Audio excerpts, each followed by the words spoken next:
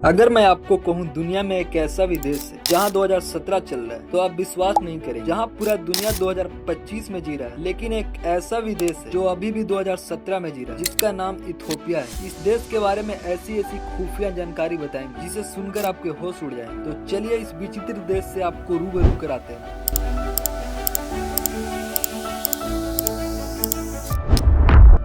नमस्कार दोस्तों, स्वागत है आज की इस वीडियो में। इथोपिया पूर्वी अफ्रीका में स्थित है और यह समुद्र से घिरा नहीं है, यानी एक लैंडलॉक्ड कंट्री है। इसके पड़ोसी देश है इरिट्रिया, सूडान, सोमालिया, केन्या और जिबूती है। इथोपिया की राजधानी आदिस अबाबा है, जिसे अफ्रीका का राजनीतिक केंद्र भी कहा जाता है, क्योंकि यहाँ अफ्रीकन यूनियन का मुख्यालय है। इतिहास की बात करें तो इथोपिया अफ्रीका का वह देश है जिसे कभी भी पूरी तरह से यूरोपियन ताकतें गुलाम नहीं बना पाई। इटली ने कोशिश की थी, लेकिन यूरोपिया के लोगों ने अपनी आजादी बरकरार रखी। यही कारण है कि इथोपिया को अफ्रीका का गौरव भी कहा जाता है। यहाँ की जनसंख्या लगभग 12 करोड़ लोगों की है और यह अफ्रीका का दूसरा सबसे ज्यादा जनसंख्या वाला देश है। अब असली मुद्दे पर आते हैं। दुनिया का ज्यादातर हिस्सा ग्रेगोरियन कैलेंडर यूज करता है, जो पोप ग्रेगरी ने 13वीं शताब्दी में 1558 ईस्वी में लागू किया। इस कैलेंडर में एक साल 12 महीने होते हैं, लेकिन इथोपिया में चलता है खुद का अपना कैलेंडर, जिसे कहते हैं इथोपियन कैलेंडर और GH कैलेंडर भी कहा जाता है। यह कैलेंडर पूरी दुनिया में लगभग 7 से 8 साल पीछे चलता है। यानी जब दुनिया कहती है 2025 चल रहा है तो इथोपिया कहता है 2017 है, क्योंकि उनका खुद का अपना कैलेंडर है। इथोपिया कैलेंडर की सबसे बड़ी खासियत है कि इसमें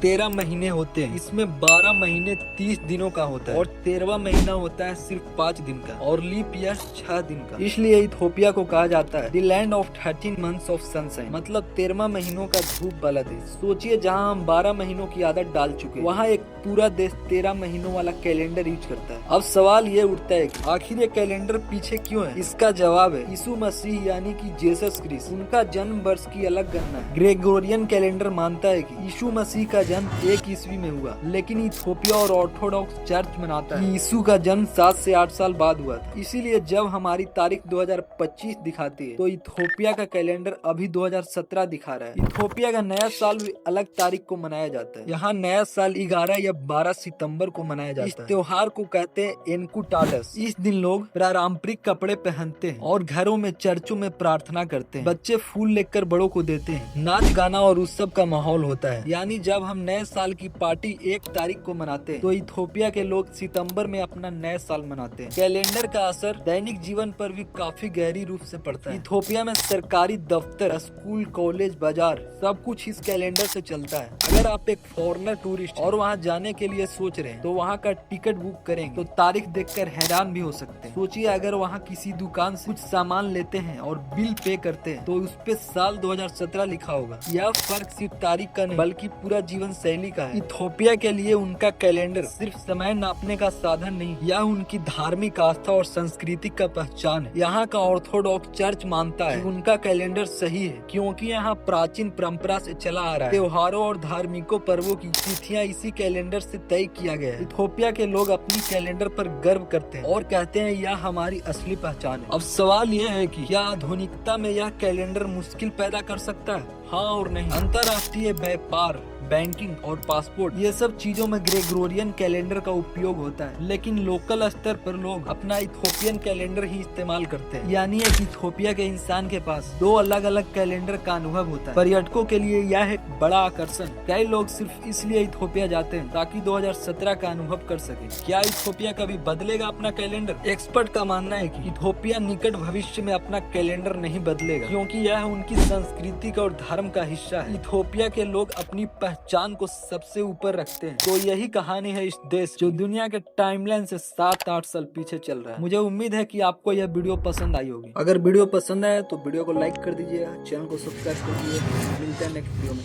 बाय।